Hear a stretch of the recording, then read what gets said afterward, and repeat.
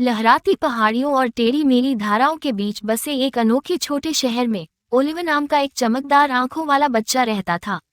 जिज्ञासा और असीम ऊर्जा से भरे दिल के साथ ओलिवर ने अपने दिन अपने घर के आसपास प्रकृति के चमत्कारों की खोज में बिताए। एक दिन जब वो पास के जंगल में गया तो उसकी नजर एक छोटे टेढ़े मेढ़े कुत्ते पर पड़ी जिसकी पूंछ हिल रही थी। कुत्ता, जिसका नाम ओलिवर ने रस्टी रखा था, भावपूर्ण भूरी आंखों से उसकी ओर देखा। बिना किसी हिचकिचाहट के ओलिवर ने अपना हाथ बढ़ाया और रस्टी ने उसे खुशी से चाटने से पहले उत्सुकता से उसे सूंघा। उस क्षण ने दो समान आत्माओं के बीच एक गहरे और अटूट बंधन की शुरुआत को चिन्हित किया। स्कूल के बाद हर दिन ओलिवर और रस्टी एक साथ नए रोमांच पर निकलते थे। उन्होंने घास के मैदानों में तितलियों का पीछा किया, बड़बड़ाती हुई धारा में छींटे मारे और यहाँ तक कि एक प्राचीन ओक के पेड़ के नीचे एक गुप्त ठिकाने की खोज की। ओलिवर की हंसी जंगल में गूंज रही थी जब रस्टी चारों ओर घूम रहा था, पूंछ हवा में ऊंची थी और साहचर्य के शुद्ध आनंद का आनंद ले रहा था। जैसे जैसे मौसम बदला वैसे वैसे उनका पलायन भी बढ़ा।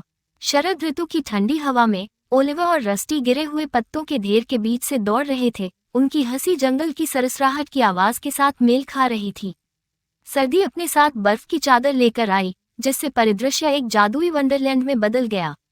ओलिवर और रस्टी ने स्नोमैन तैयार किए और जोशपूर्ण स्नोबॉल लड़ाई में लगे रहे। अपने पीछे पंजे के निशान और छोटे पैरों के निशान छोड़ गए।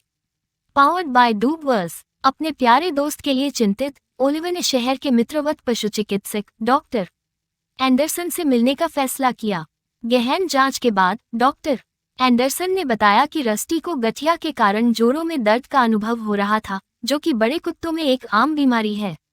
सुनते ही ओलिवर की आंखें सहानुभूति से भर गईं। उसे एहसास हुआ कि रस्टी बड़ी हो गई है और अब चुनौतियों का सामना कर रही है। Powered by Dubverse. Powered by Dubverse. एक दिन जैसे ही सूरज क्षितिज के नीचे डूबा, शहर पर गर्म चमक बिखेर रहा था। रस्टी ओक के पेड़ के नीचे ओलिवर के बगल में दुबक गया। एक संतुष्ट आह के साथ रस्टी ने अपनी आंखें बंद कर ली। उसकी पूंछ नरम घास पर धीरे से हिल रही थी। अनगिनत यादों और उनके द्वारा साझा किए गए स्थायी बंधन के लिए आभारी ओलिवर ने फुसफुसाते हुए कहा, एक बच्चे का सबसे अच्छा दोस्त होने के लिए धन्यवाद, रस्टी।